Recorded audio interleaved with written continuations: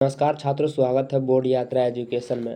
आप लोग class 10th में हैं और 2026 में एग्ज़ाम देने वाले हैं, तो आप लोगों के लिए मैं लेके आया हूँ साइंस का ऑब्जेक्टिव टेस्ट, ठीक ना, जिसमें फिजिक्स, केमिस्ट्री, बायोलॉजी तीनों है। आप लोगों को टेस्ट देना है। आप लोग कितना सही कर सकते हैं आपको कमेंट में बताना है, ठीक ना। तो बिना देरी करके शुरू करते हैं। उससे पहले अगर आप लोग चैनल पर नए जुड़े हैं तो चैनल को सब्सक्राइब कर लीजिए और इस क्लास को लाइक भी कर दीजिए। तो शुरू करते हैं।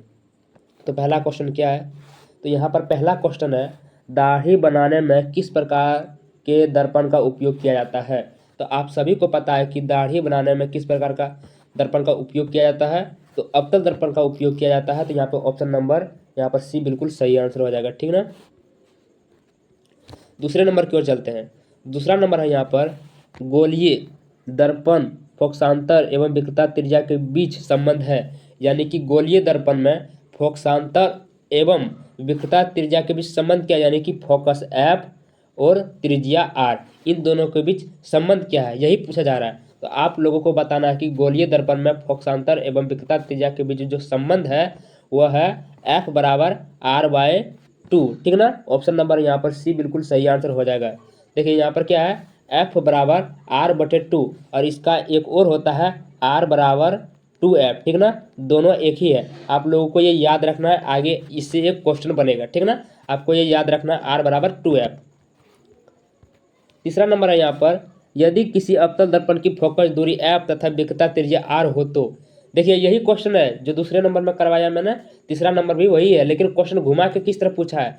यदि किसी अवतल दर्पण की फोकस दूरी f तथा विकृता त्रिज्या r हो तो इसका संबंध क्या होता है, तो वही होता है जो 3 नंबर में बताया, f बराबर आर बाय 2। तो यहाँ पे ऑप्शन नंबर ए बिल्कुल सही आंसर हो जाएगा, ठीक ना। ऑप्शन नंबर ए, क्वेश्चन घुमा के पूछ लिया, तो आपको ध्यान रखना है किस तरह क्वेश्चन पूछ सकता है।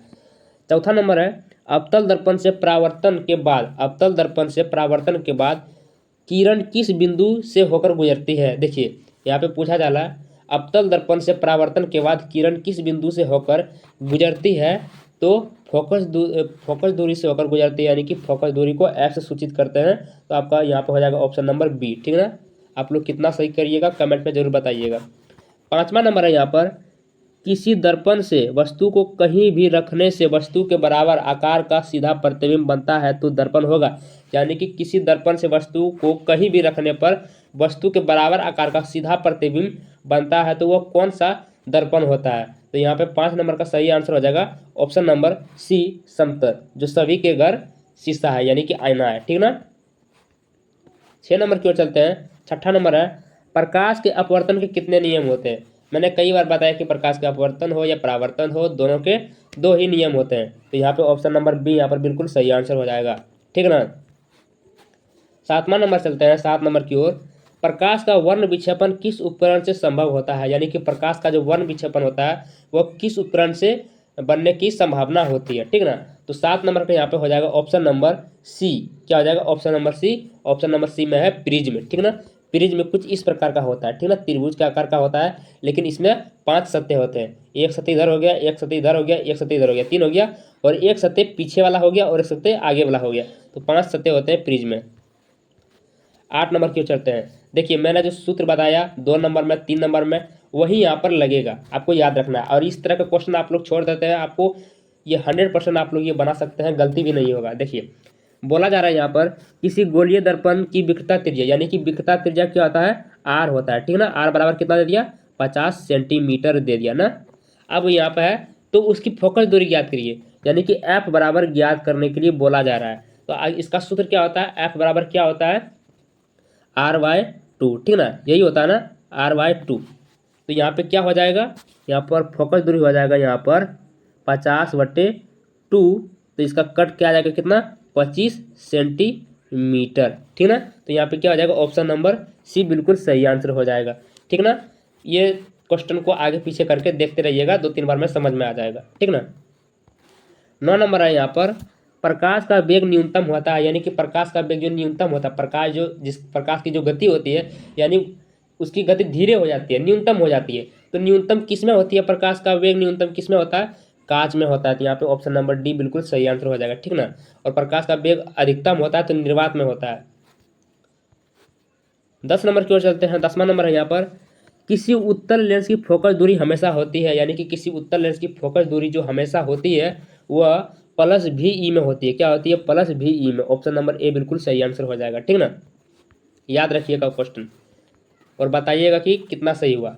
11 नंबर है यहाँ पर, स्वपोषी पोषण के लिए आवश्यक है। यहाँ पे बोला जा रहा है स्वपोषी पोषण के लिए आवश्यक है, तो स्वपोषी पोषण के लिए आवश्यक क्या क्या होता है मैं बताता हूँ।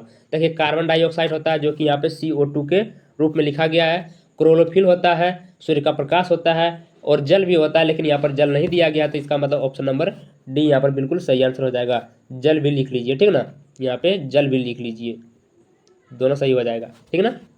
तो यहाँ पे कार्बन डाइऑक्साइड, क्लोरोफिल और सूर्य का प्रकाश एवं जल का भी उपयोग होता है। तो स्वपोषी पोषण के लिए 4 चीज़ों का उपयोग होता है। 12 नंबर है यहाँ पर, ऑक्सिन क्या है? ऑक्सिन क्या है? तो ऑक्सिन एक वसा है। क्या है? वसा है। तो यहाँ पे ऑप्शन नंबर ए बिल्कुल सही आंसर हो जाएगा। 13 नंबर की ओर चलते हैं। द्विखंडन होता है। अब यहाँ पे बोला जा रहा है द्विखंडन होता है, द्विखंडन होता है। तो द्विखंडन किसमें होता है? अमीबा में होता है, बिल्कुल सही है। पैरामेसियम में भी होता है, ये भी बिल्कुल सही है। लिस्मेनिया में भी होता है, ये भी सही है। इसका मतलब ये तीनों सही है, तो इसका मतलब ऑप्शन नंबर डी बिल्कुल सही आंसर हो जाएगा। द्विखंडन होता है तो तीनों में होता है, ठीक ना। 14 नंबर है यहाँ पर, इथाइल अल्कोहल किस प्रकार के श्वसन में बनता है? इथाइल अल्कोहल किस प्रकार के श्वसन में बनता है? तो 14 नंबर का हो जाएगा ऑप्शन नंबर बी, अवावीय, ठीक ना। क्या हो जाएगा? अवावीय। आपको याद रखना है और सही हुआ कि नहीं ये भी बताना है। 15 नंबर है यहाँ पर, यकृत से निम्न में कौन सा रस निकलता है? यकृत से कौन सा रस निकलता है? तो 15 नंबर का हो जाएगा ऑप्शन नंबर सी, और सी में क्या है? पीत रस। यकृत में से पीत रस निकलता है, ठीक ना। 16 नंबर है यहाँ पर, प्रकाश संश्लेषण होता है। प्रकाश संश्लेषण किस में होता है? तो प्रकाश संश्लेषण तो हरे पौधे में होता है, पेड़ हो या पौधा हो तो हरे में होता है, तो प्रकाश संश्लेषण हरे पौधे में होता है। तो यहाँ पे ऑप्शन नंबर सी बिल्कुल सही आंसर हो जाएगा।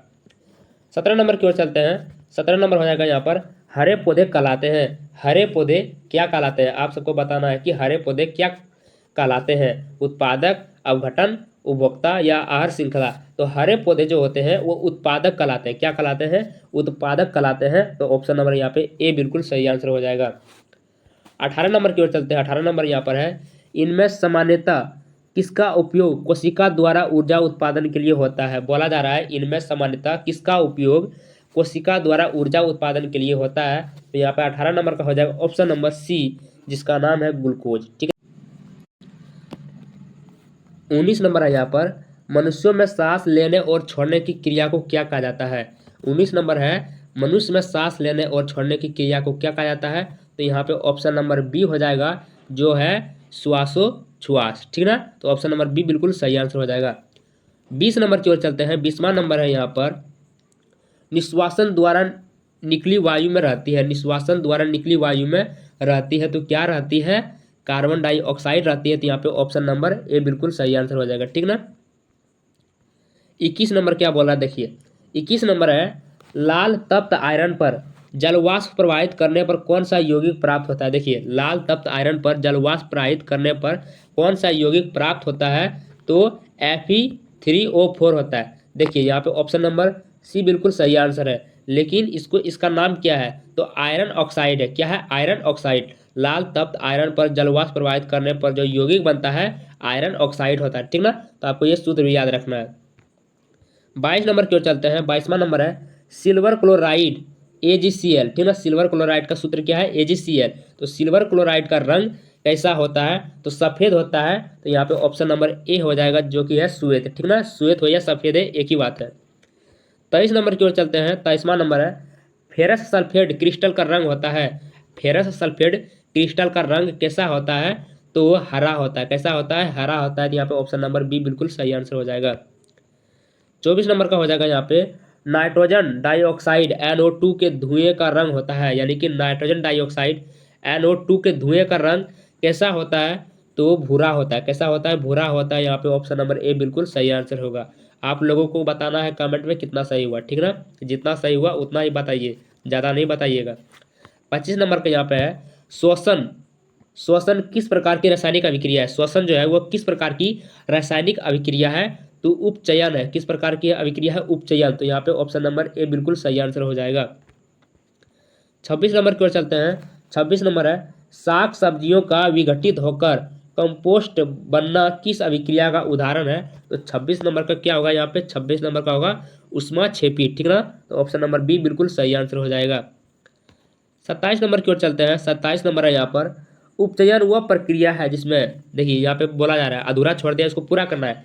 उपचयन वह प्रक्रिया है जिसमें ऑक्सीजन का योग होता है, हाइड्रोजन का वियोग होता है, इलेक्ट्रॉन का त्याग होता है। यानी कि उपचयन वह प्रक्रिया जिसमें ऑक्सीजन का योग होता है, यानी कि ऑक्सीजन जुड़ता है, हाइड्रोजन का वियोग होता है, हाइड्रोजन टूटता है, और इलेक्ट्रॉन का त्याग होता है, यानी कि इलेक्ट्रॉन को छोड़ता है। तो यहाँ पे ऑप्शन नंबर डी बिल्कुल सही आंसर हो जाएगा, ठीक ना। ये तीनों कार्य होता है।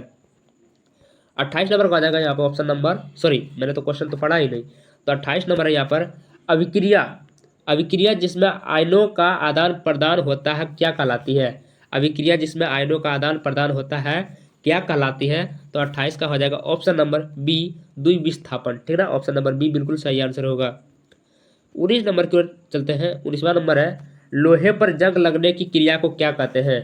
लोहे पर जंग लगने की क्रिया को क्या कहते हैं। तो संक्षारण कहते हैं। तो यहाँ पर ऑप्शन नंबर ए बिल्कुल सही आंसर हो जाएगा, बिल्कुल सही। लास्ट क्वेश्चन है, आप सभी को कमेंट में बताना है कि कितना सही हुआ, और चैनल को सब्सक्राइब बिना करे नहीं जाइएगा। जो जो सब्सक्राइब कर लिए हैं वो तो यहाँ के स्टूडेंट बन चुके हैं, ठीक ना। 30वां नंबर है यहाँ पर आलू चिप्स की थैली में कौन सी गैस भरी रहती है। जो हम लोग चिप्स खाते हैं दुकान में से लेके, तो उसमें जो गैस भरी रहती है उसमें कौन सी गैस भरी रहती है। तो यहाँ पे हो जाएगा ऑप्शन नंबर बी नाइट्रोजन, ठीक ना। आप लोगों को याद रखना होगा। तो मुझे लगता है कि सबसे अच्छा क्वेश्चन जो आप लोग को सीख मिली होगी यही 30वां नंबर होगा। तो अंत तक बने रहने के लिए छात्रों धन्यवाद। इसी तरह जुड़ते रहिए, टेस्ट देते रहिए और ऑब्जेक्टिव